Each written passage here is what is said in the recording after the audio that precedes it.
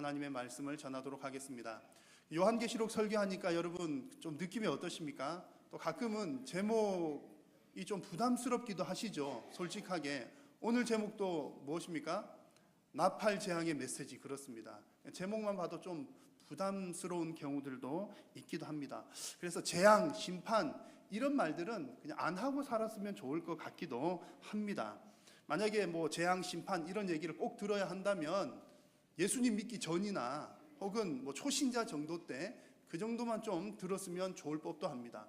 사랑합니다, 축복합니다 이런 얘기들은 30년, 40년 들어도 듣기 좋잖아요. 괜찮은데 심판이 있을 것이다, 재앙이 있다 이런 얘기들은 3, 4년만 들어도, 아니 서너 번만 들어도 좀 듣기가 좋지 않은 그런 느낌이 사실은 없지 않아 있습니다. 자, 그럼에도 불구하고 우리 성도들에게, 제가 볼 때 우리 성도들이 사랑합니다, 축복합니다 이런 말을 만약 10번을 들으신다면 심판이 있다, 재앙이 있다 이런 얘기들도 한 10번은 들으셔야 할 것 같아요. 왜냐하면 성도인 우리들도 아직까지는 연약한 본성을 가지고 있고 연약한 육체 가운데 살고 있기 때문에 하나님의 백성들이라 하더라도 자칫 잘못하면 죄의 유혹에 넘어가기가 쉽기 때문에 그렇습니다. 그래서 이런 재앙 얘기, 심판 얘기 해가지고 막 두려운 분위기를 유발하려고 하는 것이 아니라 죄에 대한 경각심을 늦추지 않기 위해서 우리 성도들은 주기적으로 하나님께서 내리시는 재앙, 심판에 관한 그런 메시지를 들어야 하는 것이죠.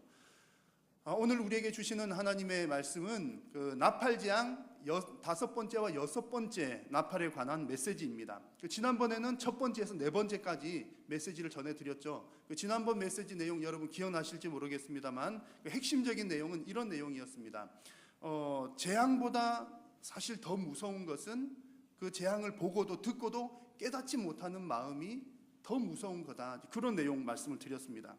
자, 여러분 하나님께서 계속해서 지금 재앙을 보여주시잖아요. 재앙을 내리실 때, 또 보여주실 때 하나님은 어떤 마음으로 이런 재앙을 내리시고 또 재앙을 보여주실까요? 너희들 이 재앙, 이제 이걸로 너희들 다 죽어버려, 그런 마음으로 보여주실까요?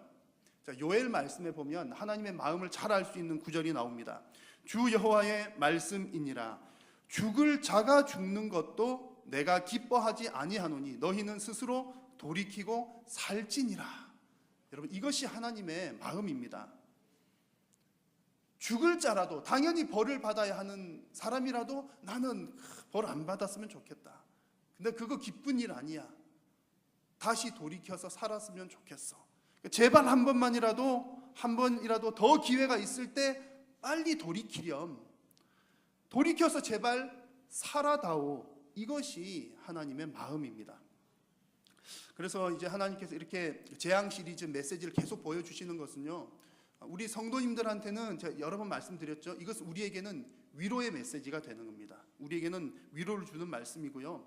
또 불신자들을 향해서는 어떻게든 돌아올 수 있는 기회를 한 번이라도 더 주는 그런 과정인 것이지요. 그래서 이렇게 볼 때 이 최종 심판, 마지막 심판이 있기 전에 진행되는 이런 여러 가지 재앙과 심판들은 어떤 면에서 볼 때는 은혜라고도 볼 수 있는 것이죠. 왜냐하면 아직까지는 기회가 남아있기 때문에 그렇습니다.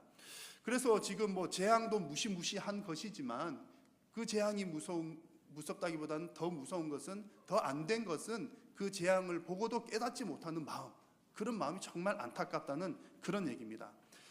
그래서 이제 이 얘기가 이제 지난번에 나누었던 말씀이고요. 오늘 우리에게 주시는 말씀은 계속해서 깨닫지 못하는 이런 마음들의 결론이 마땅히 어떻게 되는가에 관한 말씀을 우리에게 오늘 주십니다. 그래서 오늘 주시는 이 하나님의 말씀을 통해서 여러분 우리 하나님께서 어떤 마음을 가지고 계신지, 또 하나님의 심정을 이해하는 그런 시간 되셨으면 좋겠습니다. 여러분 지옥 이야기를 잠시 하려고 하는데요. 지옥 왜 무서운지 아시죠? 지옥이 왜 무섭습니까? 벌 받는 곳이니까 무섭기도 하고요. 성경에 보면 지옥에 관한 내용들이 아주 많이 나와 있지는 않습니다만 이제 아주 분명하게 나와 있는 몇 가지 사실들이 있는데요. 그 지옥이 무서운 것 하나는 이제 벌을 받으니까 고통스럽다는 것이 무섭죠. 그래서 지옥이 무섭습니다. 고통스럽다는 것. 그런데 더 무서운 이유가 있죠. 그 고통이 얼마 동안 지속된다? 영원토록 끝이 없다는 것, 이게 사실 더 무서운 그런 내용입니다. 예수님께서 가르쳐 주셨던 내용들도 보면요, 예수님께서도 분명히 영생과 영벌에 관해서 말씀을 하셨습니다. 그래서 영생을 받을 자들에게는 뭐라고 말씀하셨냐면, 너희를 위하여 예비된 나라가 있다. 예비된 나라, 하나님의 나라죠. 예비된 나라를 너희들이 받을 거다. 영생 얻는 자들. 자, 반면에 영벌 받을 자들에게는 마귀를 위해서 예비된 영원한 불이 있다. 마귀를 위해 예비된 영원한 불. 그래서 벌 받을 자들, 심판 받아서 영벌 받을 자들에게는 너희들 거기에 들어갈 것이다. 이렇게 말씀을 하시면서 분명히 영벌, 어떤 사람들은 영원한 벌에, 어떤 사람들은 영원한 생명, 영생에 들어갈 것이다. 이렇게 말씀하십니다. 예수님이 분명하게 구분하시죠. 너희를 위하여서 예비된 하나님의 나라가 있기도 하고, 또 어떤 이들을 위해서는 예비된, 본래는 사람을 위한 것이 아니라 사탄과 마귀들을 위해 예비된 영원한 불이 있다. 이런 말씀을 분명하게 구분하고 계십니다. 우리 하나님은 모든 사람이 다 구원받기를 바라시지만 마지막 최후 심판이 있은 이후에는 이제 더 이상 방법이 없는 겁니다. 최후 심판 이후에 영벌 이렇게 결정이 나면 그때는 이제 영원한 고통 가운데, 심판 가운데, 고통 가운데 있기 때문에 그때 그 순간에는 뭐 사람들이 이렇게 아우성을 치겠죠. 제발 한 번만 살려주세요가 아니라 제발 나 좀 죽여주세요, 죽여주세요. 무슨 얘기입니까? 지옥은 죽지도 못한다는 그런 고통이 있다는 얘기입니다. 그래서 지옥이 무서운 이유가 바로 이런 이유에 있습니다. 자, 오늘 나팔 재앙, 5번째 나팔 재앙 내용이 바로 죽지도 못하는 괴로움에 관한 그런 내용입니다. 생지옥이라고 할 수가 있겠죠. 이 땅 가운데 겪는 생지옥입니다. 자, 생지옥이 어떻게 열리는지 한번 보십시오. 오늘 말씀 보시면 5번째 천사가 나팔을 불 때에 하늘에서 별 하나가 떨어집니다. 떨어진 별 하나가 있는데 그 별이 무저갱의 열쇠를 받습니다. 그리고 무저갱의 문을 엽니다. 무저갱이라고 하는 것은 사탄과 마귀들이 있는 임시 거처이기도 하고요. 또 그들이 갇혀 있는 감옥이기도 합니다.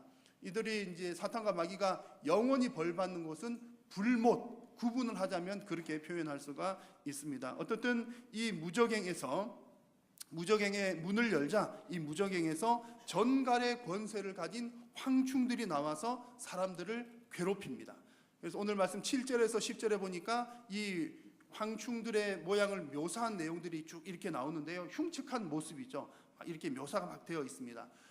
성경에 묘사한 내용들을 대략 만약에 이제 누가 그려놓은 것이지만 그림으로 표현한다면 뭐 이게 정확한 이미지는 아닙니다. 그림을 보고서 상상을 해서 그린 것인데 뭐 대략 이런적인 모습 정도가 아닐까 싶습니다. 상징적인 모습입니다. 그런데 이 말씀에서 가장 중요한 것은 뭐냐면 이 황충들이 사람들을 괴롭게 하는데 그날에는 괴롭기는 괴로운데 뭐 하지는 못한다고요? 죽기를 구해도 죽지를 못한다. 그야말로 생지옥 같은 모습이죠.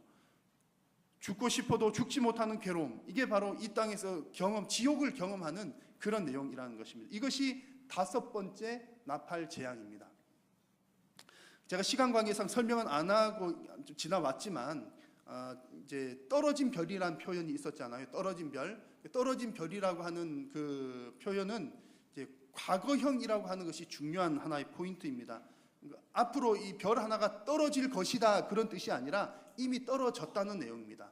떨어져서 그 별이 무저갱 문을 열고 황충들이 고통을 줄 것이다 그런 얘기입니다. 자, 이게 어떤 의미를 갖느냐 하면요, 이 요한계시록 말씀은 마지막 종말 때에 뭐 몇 년, 7년 대환란 혹은 몇 년 얼마 동안에 이렇게 이어지게 될 어떤 심판 재앙들을 시간표처럼 보여주는 책이 아니라는 얘기입니다. 이렇게 해석하는 것을 세대주의적 해석이라고 그러는데요. 요한계시록 마치 이것 따면 이것 재앙, 이것 따면 이것 재앙, 딱딱딱 이렇게 끼워 맞추면서 해석할 수 없다는 얘기입니다. 우리 그 개혁주의 신학 전통에서는 종말 시대가 어느 시대냐? 예수님께서 이 땅에 오신 이후로부터 이미 종말은 시작되었다. 예수님께서 재림하실 때 그 종말이 완전한 종말이 완성이 된다, 끝이 난다. 이런 우리는 신학적인 입장을 가지고 있습니다. 그 증거가 바로 뭐 이제 계시록에 여러 가지 나오는데요. 떨어진 별이라고 하는 표현도 그런 거죠. 만약에 이것이 아직까지 성취가 되지 않고 정말 예수님 재림 직전에 일어날 심판이라면 앞으로 별이 떨어질 것인데 이렇게 표현해야 되잖아요. 근데 이미 떨어진 별, 이 재앙은 이미 이 땅에서 시작되었다는 그런 의미입니다. 어느 시대예요? 지금 우리가 살고 있는 이 교회 시대에, 예수님 오신 그 이후에 그런 이야기입니다. 그래서 여러분 가만히 보면 이 재앙들이 이미 주변에 보면 이런 재앙들이 지나가고 있다는 것들도 많이 느낄 수가 있습니다. 물론 어떤 재앙들은 지나갔고 어떤 재앙들은 올 것입니다.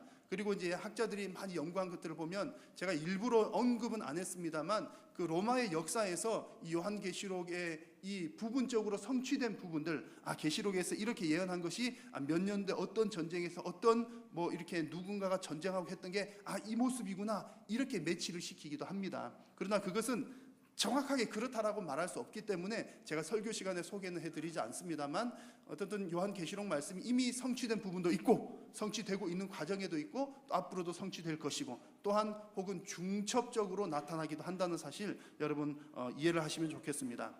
그래서 이렇게 재앙을 지금 경험하고 있는 사람들도 많다는 얘기죠. 5번째 나팔 불 때 나왔던 재앙, 죽고 싶어도 죽지 못하는 재앙. 여러분 주변을 한번 돌아보시면 이런 고통 당하고 있는 사람들 더러더러 있는 것을 봅니다.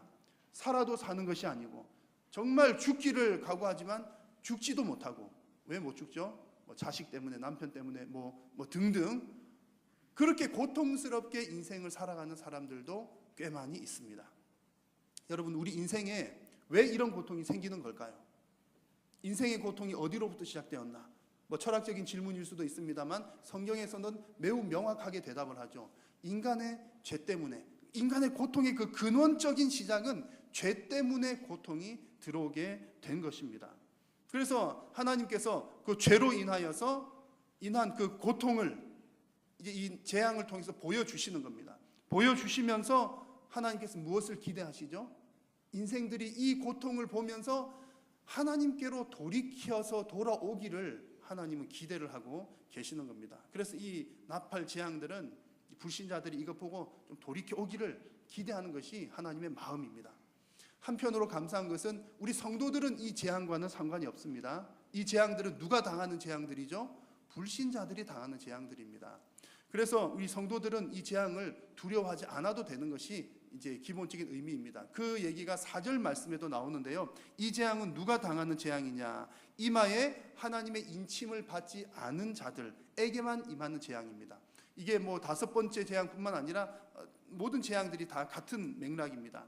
물론 여러분 우리 성도들도 고통 당하잖아요. 여러분 살다가 보면 예수님 잘 믿지만 뭐 엄청 사업이 잘 되다가 하루아침에 잘 안 되기도 하고 너무나 잘 믿는데 큰 병이 나에게나 가족에게 찾아오기도 하고 여러분 그런 일들도 많습니다. 성도들도 고난당하고 시험을 통과해야 하는 경우들이 있지만 여러분 이게 다른 케이스라는 겁니다. 하나님께서 성도들에게 아픔이나 고통이나 시험을 주실 때는 반드시 견딜만한 시험만 주십니다. 그래서 이제 우리 신앙생활 하시는 분들 가운데 이제 가끔 이제 이런 표현 하시기도 하잖아요. 내가 정말 못 죽어서 살아요. 죽고 싶어요. 천국 빨리 가고 싶어요.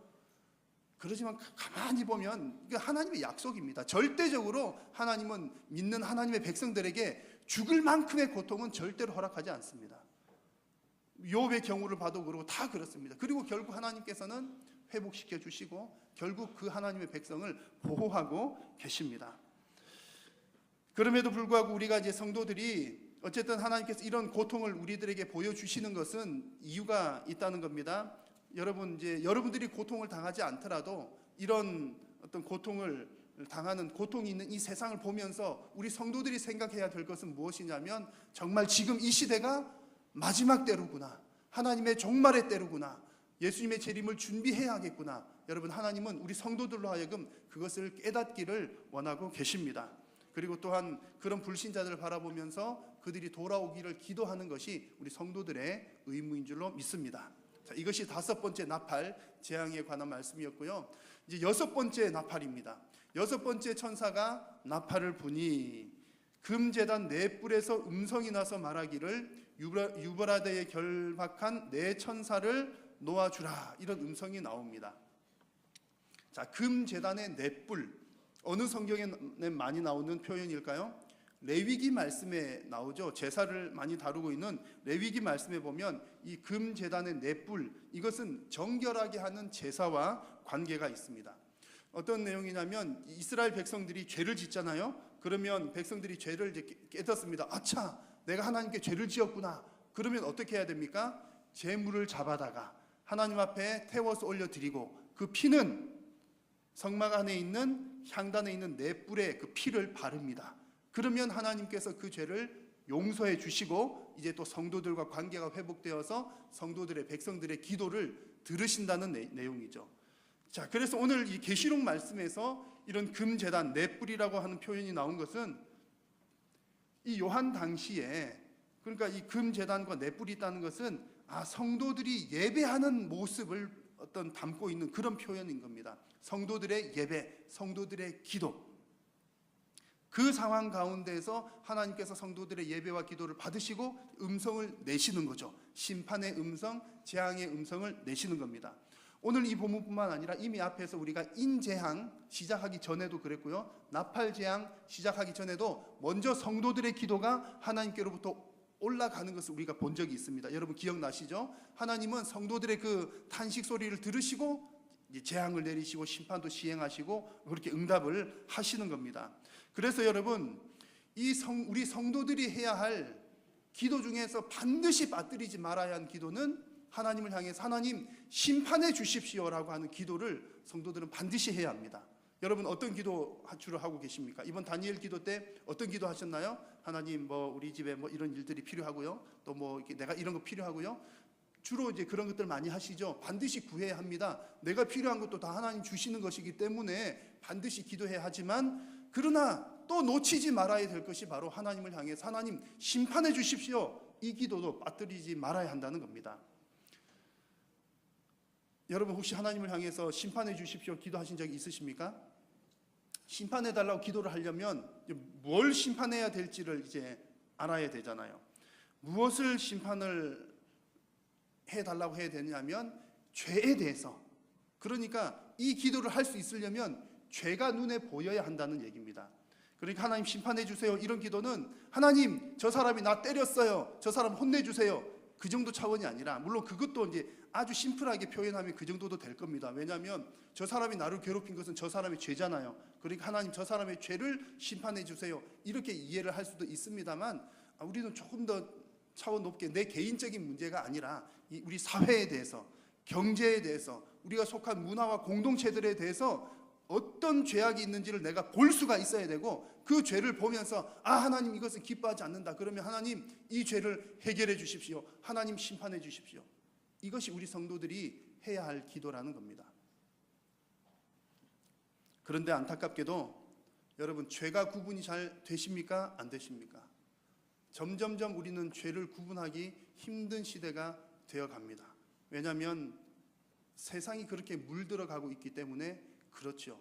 예를 한 가지 든다면 어느 교회에서는 동성애 얘기하면 성도들이 목사님 왜 그렇게 인권을 무시하냐고 막 그렇게 하는 교회가 있대요. 우리 교회는 안 그렇죠. 여러분, 소수자의 인권을 존중한다는 것, 존중이랄까, 그 사람 그 인격을 존중하는 것은 맞는 얘기입니다. 그리고 그 사람들 너희들 죄인이야 이렇게 손가락질 하지는 말아야죠. 왜냐하면 나도 죄인이니까. 똑같이 나도 죄인, 예를 들면 동성애 하는 사람들도 죄인이지만 우리는 더 심한 죄를 저지르기도 해요. 목사님들도요. 그러니까 너는 더러운 죄인이야, 이것은 잘못된 일이지만 그 동성애라고 하는 그 죄악 자체는 분명히 죄잖아요. 하나님 분명히 말씀하셨으니까. 그런데 그 죄를 인권이라고 하는 그 포장 아래에 묻어서 죄까지 용인하는, 그래서 그 죄까지도 인정하게 만드는 것은 잘못된 일이라는 거죠. 그런데 세상 사람들 점점 그것이 인권을 생각하는 아주 수준 높은 것인 양 생각하면서 그렇게 물결이 흘러가면 죄가 아닌 것처럼 보여지게 되는 거죠. 누구나가 다 그렇게 생각하니까. 그런데 이런 물결이 교회 안에서도 똑같습니다. 교회 안에서도 분명히 죄인 것을 너도 하고 나도 하고, 그러니까 죄가 아닌가벼. 너도 하네, 누구도 하네, 누구도 하던데 뭘 괜찮은가벼. 점점 우리가 이런 시대에 살고 있다는 것이죠. 그래서 여러분, 우리가 먼저 기도해야 할 것은 하나님, 제가 죄를 볼 수 있는 영적인 눈을 뜨게 해 주십시오 그런 기도하시기를 바랍니다. 그래서 죄를 깨달을 수 있도록 기도하시고, 그리고 하나님께서 그 죄악들을 심판해 달라고 기도하는 여러분 다 되시기를 바랍니다. 우리가 이 심판을 위해서 기도해야 하는 이유는 이 심판을 통해서 하나님의 뜻이 이루어지기 때문에 그렇습니다. 하나님의 뜻을 이루는 기도는 예수님께서도 우리에게 가르쳐 주셨잖아요. 너희들 이렇게 기도하라. 그러면서 하나님의 뜻이 하늘에서 이루어진 것처럼 땅에서도 이루어지기를 우리는 날마다 기도해야 됩니다. 하나님의 뜻이 어떻게 이루어집니까? 죄에 대해서 죄에 대한 심판이 먼저 전제가 되어야 하는 겁니다. 죄를 심판하고 하나님의 나라를 세워나가는 겁니다. 요한계시록이 보여주는 전체 흐름이 그런 내용이죠. 죄를 심판하고 이제 나중에 계시록 마지막 부분 가면 이제 하나님의 나라가 완성이 되는 겁니다. 그래서 여러분, 우리가 뭔가 심판을 위해서 기도한다? 뭔가 너무 이렇게 남을 이렇게 꼬질르는 것 아닌가? 그런 차원이 아니라 여러분, 우리의 삶 가운데, 우리의 기도 가운데 정치 속에서도 또 문화 속에서도 경제 속에서도 우리의 삶의 모든 형편들 가운데서도 하나님의 뜻이 이루어지도록 기도하는 것, 그것의 시작이 우리가 하나님의 심판을 구하는 기도라는 사실입니다. 그래서 여러분, 이런 기도를 날마다 드리는 여러분 다 되시기를 축복합니다. 자, 성경 구절을 다시 한번 보시면요, 13절과 14절 보시면 이렇게 이제 제단 넷불에서 음성이 나왔는데 그 음성이 나온 것은 네 천사, 결박된 네 천사를 풀어주어라 그랬습니다. 천사들이 결박당했다는 표현은 뭐 이렇게 뭐 꼼짝 못하게 뭐 묶여 있었다, 체포당했다 그런 뜻이 아니라 신적 수동태라고 하는 표현을 사용하거든요. 하나님의 지휘 안에서 활동을 한다, 그런 얘기입니다. 그러니까 하나님께서 명령하시는 대로만 활동한다. 하나님께서 이 네 천사에게 어떤 명령을 하십니까? 이 땅에 있는 사람들 3분의 1을 죽여라. 이런 주권이 다 하나님께 속해 있다는 겁니다. 자, 여러분, 3분의 1을 사람을 죽인다. 하나님께서 사람을 죽인다는 것도 끔찍한데 3분의 1이면 많습니까? 적습니까? 꽤 많은 숫자예요. 근데 사실은 우리는 또 그만큼 또 실감은 가지 않아요. 사실은 대단히 이 두려워할 만한 상황인데 이 상황이 이렇게 피부로 막 와닿지는 않습니다. 아마 이런 경험 있으신 분들은 이제 피부에 확 와닿으실지 몰라요. 군 생활이나 군대 생활이나 단체 생활을 하셨던 분들 중에 좀 아주 이렇게 강한 훈련을 받아 보신 분들은 아마 그런 경험들이 있을 겁니다. 단체 체벌. 요즘에는 군대에서도 못 때리고 다 이렇게 어디서나 때리면 안 되니까 그렇지만 옛날에는 많이 이렇게 매 맞는 일이 많았지 않습니까? 그래서 이제 훈련 받다가 저도 이제 아주 어린 시절이었음에도 불구하고 초등학생 시절이었음에도 불구하고 이제 아주 체벌을 많이 당했던 기억이 있습니다. 그래서 이제 어떤 분이 저한테 이제 목사님은 왜 그렇게 다리가 굵어요, 엉덩이가 굵으셔요? 그렇게 이제 물어보시면 제가 이런 대답을 드리죠. 제가 어릴 때 하도 많이 운동할 때 맞았는데 이제 부어가지고 그게 굳어져가지고 근육처럼 딱딱하게 되었어요. 라는 저의 추측입니다. 이제 이게 단체 체벌은 어떤 상황이 있냐면 뭐 이렇게 여러 사람들이 엎드려 있는 거예요. 엎드려 뻗쳐 해가지고 하는데 이제 매질을 하는 사람이 저쪽부터 이렇게 이제 때리는 이야기해서 여러분 죄송합니다. 때리잖아요. 그런데 때리면 이제 세 가지 소리가 나는 거예요. 때릴 때 어떤 소리가 날까요? 퍽. 뭐 찰싹 달라붙는 소리가 나지. 퍽 아닌데 이거 어떻게 표현할지 모르겠어요. 어쨌든 퍽이라고 할게요. 뭐 쫙 달라붙는 소리인데 퍽. 그 다음에는요 비명 신음소리가 악 그리고 쓰러지는 소리가 나요. 퍽 악 그리고 쓰러지는 소리. 그 소리가 이제 저쪽부터 한 명씩 내가 있는 곳까지 오는 겁니다. 그때 여러분 그 공포감을 느껴보셨나요? 느껴보신 분들은 아신다는 그런 얘기죠. 그러니까 저는 이제 그 공포감을 알아요. 그리고 이제 혼자서 이렇게 매를 맞는 것은 그것 비해서 많이 두렵지가 않습니다. 왜냐하면 순식간에 이루어지기 때문에 잠깐 두려우면 되고요. 눈 떴다 감으면 번쩍하고 이렇게 많은데 퍽 악 쓰러짐 이 소리 계속 나면 점점점 두려움이 이제 이렇게 나를 옥죄어 오는 거죠. 여러분, 오늘 이 말씀에서 사람 3분의 1이 죽어나가는 것이 아마 이런 두려움보다 훨씬 더한 100배 이상은 더 두려운 걸걸요. 가정을 해본다면 이렇습니다. 4인 가족 혹은 6인 한 가족이 있다고 치면 그 한 가정 안에서 1명, 2명 우리 가족이 우리가 보는 내 눈앞에서 혹은 내 옆에서 죽어나가는 겁니다. 그런 상상을 해보시면 여러분 내 옆 사람이 죽는다는 게 얼마나 두려운 거예요. 내가 당하는 것도 두려운 일이지만 내 눈으로 보는 건 더 두려운 그런 일이죠. 더군다나 오늘 말씀 보니까 그 죽음을 이제 시행을 하는 군대 숫자가 나오는데 2만만이라고 그랬습니다. 2억이라고 하는 숫자예요. 군대 숫자가 2억. 그리고 또 생긴 것이 이 그림을 여러분 이제 그림은 어떻게 보면 좀 도움이 되기도 하는데 도움이 안 될 수도 있어요. 여러분 성경의 이미지가 이대로 굳어지시면 안 됩니다. 그래서 애들한테는 사실 이런 그림 안 보여주는 게 좋은데 여러분들은 이제 보시고 참고만 하실만 하니까 뭐 이렇게 이 군대가 그 17절 이하에 보니까 뭐라고 그랬습니까? 불과 연기와 유황을 입에서 막 내뿜으면서 또 꼬리는 또 이렇게 뱀꼬리 같은 걸로 이렇게 독을 가진 꼬리로 사람들을 막 죽입니다. 여러분 이런 2억의 군대가 막 오면서 사람들을 죽여나가는데 내 옆에 있는 사람이 한 명씩 죽어나가는 거예요. 여러분 그래서 이 6번째 나팔 재앙은 사람들로 하여금 큰 두려움을 주는 그런 재앙입니다. 두려움을 느끼게 할 만한 그런 재앙이라는 거죠.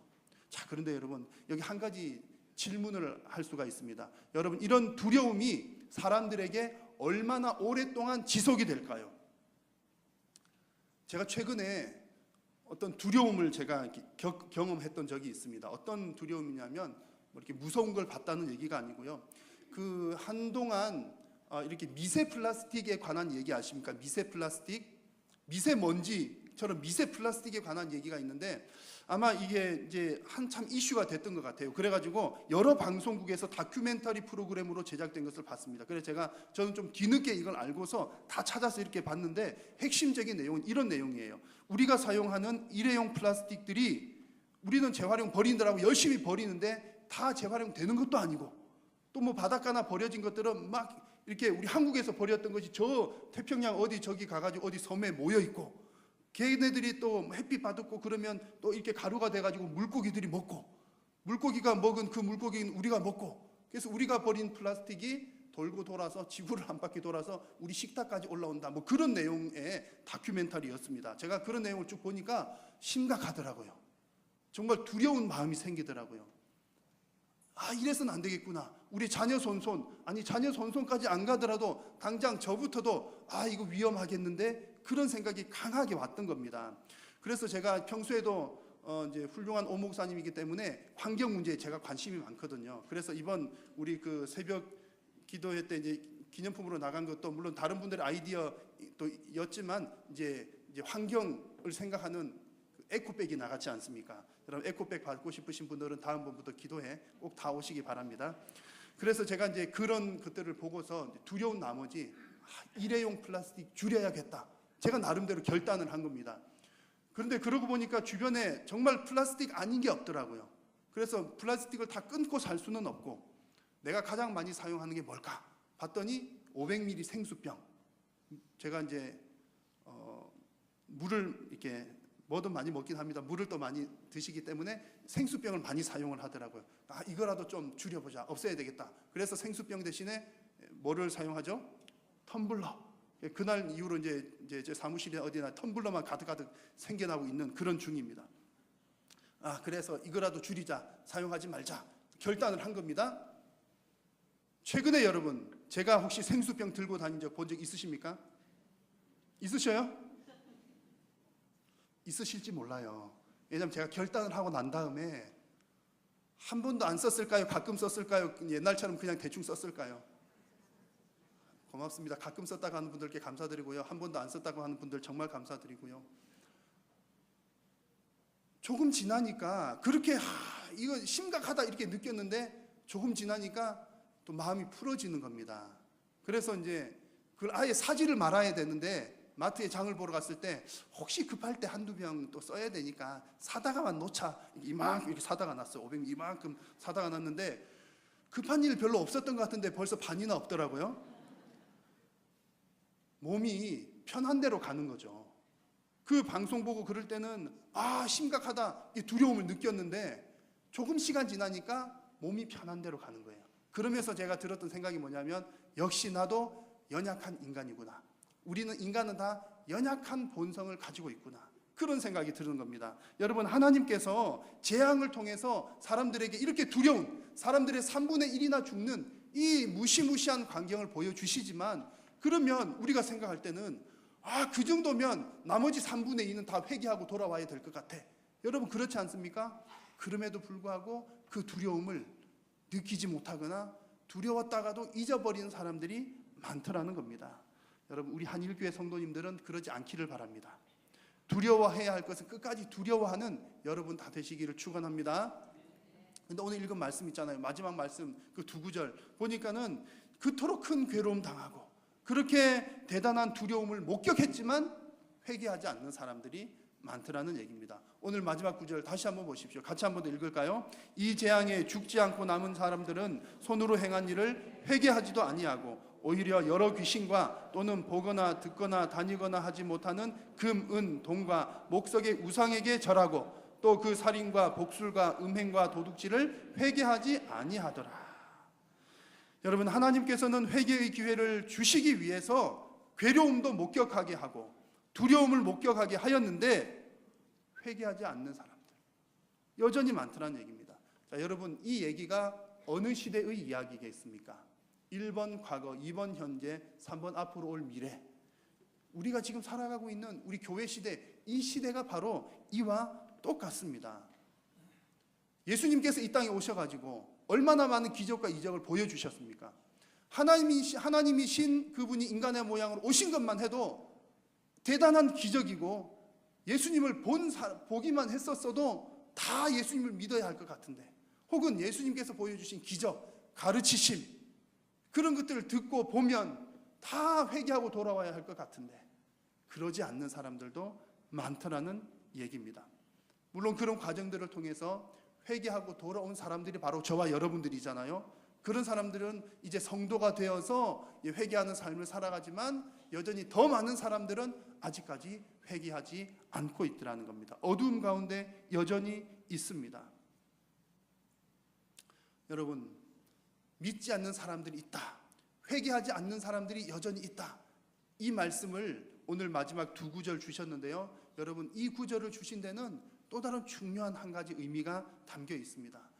이렇게 많이 경고했음에도 불구하고 회개하지 않는 자들이 있다, 이 말씀은 어떤 의미를 가지고 있냐면, 이렇게 기회가 주어졌음에도 불구하고 돌이키지 않는 자들에게 남은 것은 무엇밖에 없다? 심판밖에 없다라고 하는 사실을 확실하게 보여주시기 위해서 하나님께서는 이 구절, 마지막 두 구절을 우리에게 보여주십니다. 하나님의 심판이 정당하다는 얘기죠. 하나님께서 심판하시는 것은 불공정한 일 아니다 라는 얘기입니다. 하나님은 사랑의 하나님이시지만 또한 공의의 하나님이십니다. 사람들에게 많은 기회를 주시지만 그 기회가 지나가고 나면 피할 수 없는 심판이 있습니다. 그때가 되면 더 이상 사람들은 핑계할 수가 없는 겁니다. 하나님께서 여러 재앙들을 계속해서 반복적으로 보여주시는 이유도 끝까지 회개하지 않는 자들로 하여금 핑계치 못하게 하려고 보여주시는 겁니다. 여러분, 그래서 하나님의 심판은 무섭습니다. 여러분, 두려움을 가져야 합니다. 물론 여러분, 이 심판은 우리에게는 해당되지 않는다라고 말씀을 드렸습니다. 불신자들을 향한 심판의 메시지입니다. 그런데 이 메시지를 누구한테 지금 주고 계십니까? 성도들인 우리들한테 주잖아요. 이 재앙을 안 믿는 사람들한테 줘야 될 것 같은데 믿는 초대교회 성도들한테 주셨습니다. 그 말은 이것을 보고 우리도 깨달음이 있으라고 주시는 거잖아요. 우리에게 보여주시는 이유는 두 가지죠. 말씀 여러 번 드린 것처럼 하나는 우리가 위로를 받는 겁니다. 그러니까 이 말을 다른 말로 표현하면, 여러분, 하나님의 정당한 심판 앞에서 우리는 어떤 마음을 가져야 되느냐 하면, 첫 번째는 여러분 기뻐하는 마음을 가져야 합니다. 하나님 심판하신다, 하나님 심판은 정당하다, 이것은 우리가 기뻐할 만한 일입니다. 왜냐하면 우리는 이 심판을 당하지 않기 때문에 그렇죠. 여러분, 요즘에 기쁜 일 많이 있으십니까? 즐거운 일들 많이 있으신가요? 사업은 잘 되시고 자녀들은 잘 하고 계십니까? 이도 저도 아니어가지고 요즘엔 목사님 요즘에 별로 기쁘고 즐거운 일이 없어요 라는 분이 계신다면 제가 적극 추천을 하겠습니다. 요한계시록 말씀을 천천히 한 번 더 묵상을 해보십시오. 그러면 기쁨이 넘치실 겁니다. 아니, 계시록 말씀을 보는데 무슨 기쁨이 넘쳐요? 나는 우리 이런 심판 안 당해도 되니까 얼마나 기쁜 일입니까? 그리고 두 번째는 여러분, 우리 하나님께서 이렇게 우리에게 이 심판을 보여주실 때 하나님께서 심판하시는 것은 정당하다, 이런 하나님 앞에서 우리는 여전히 죄에 대한 경각심을 가져야 합니다. 우리 성도들은 죄책감으로부터는 자유로워야 돼요. 죄책감으로부터는 자유로워야지만 죄로부터는 자유로워서는 안 됩니다. 막 죄를 지어서는 안 된다는 얘기죠. 항상 죄는 성도들의 연약한 부분을 노리고 있습니다. 사탄 마귀는 배가 고파서 이렇게 울면서 다니는 사자처럼 먹을 성도, 잡아삼킬 성도를 찾으면서 두루 다닌다고 했습니다. 그러므로 우리 성도들은 늘 깨어서 심판을 묵상해야 합니다. 그리고 성령님의 도우심으로 자기 자신을 죄로부터 지켜나가야 합니다. 사랑하는 여러분, 죄에 대해서 민감하시기를 바랍니다. 우리 성도가 받은 구원은 예수님을 믿으면서 받는 단회적인 구원도 있지만 예수님 오실 때까지 우리의 구원을 지켜나가는 지속적인, 이루어 나가고 지켜나가야 하는 구원도 있다는 사실을 여러분 잊지 마시기를 바랍니다. 그래서 주님 오실 그날까지 끝까지 믿음을 잘 지켜나가는 우리 성도님들 다 되시기를 축원합니다. 기도하겠습니다. 하나님, 오늘 말씀 주신 것처럼 우리 사랑하는 성도님들에게 죄를 깨닫는 눈을 허락하여 주시고 죄에 대한 경계심을 늘 잃지 않도록 하시며 우리 삶의 모든 영역에서 하나님의 뜻이 이루어지게 하여 주시옵소서. 주님 다시 오실 그날까지 끝까지 믿음을 잘 지켜나가는 모든 성도님들 되게 하여 주옵소서. 예수님의 이름으로 기도드립니다. 아멘.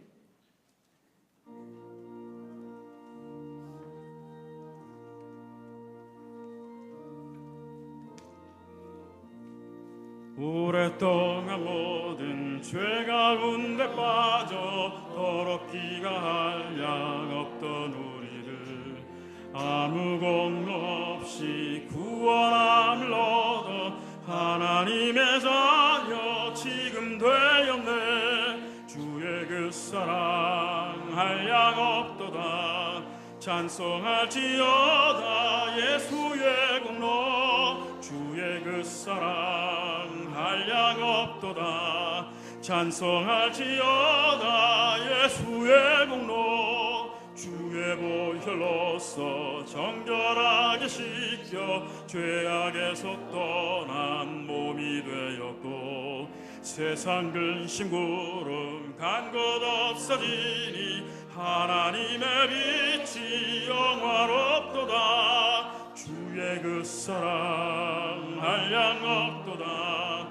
찬송할지어다 예수의 공로. 주의 그 사랑 한량 없도다. 찬송할지어다 예수의 공로. 죄의 깊은 잠과 온 세상의 꿈을 어서 깨어나라 나의 친구여. 은혜 받은 날과 구원 얻을 때가 지금 온 세상에 선포되었네. 주의 그 사랑 한량 없도다. 찬송하지어다 예수의 공로. 주의 그 사랑 한량 없도다. 찬송하지어다 예수의 공로. 주 예수 그리스도의 은혜와 하나님 아버지의 크신 사랑과 성령님의 교통하심이 죄에 대한 경각심으로 주님 다시 오시는 그날까지 우리의 믿음을 잘 지켜나가기를 소원하고 결단하는 사랑하는 모든 성도님들 머리 위에, 저들의 가정 위에, 우리 한일교회 위에 항상 함께 있을지어다. 아멘.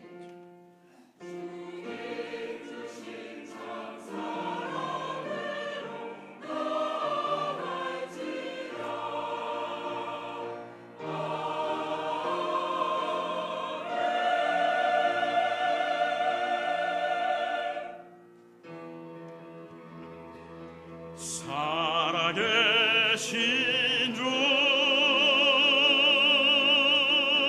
나의 참된 소망 두려움이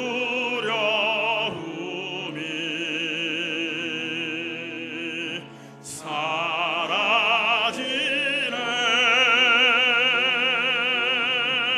사랑의 주 내가 길 인도하니 내 모든 삶의 기쁨 늘 충만하네.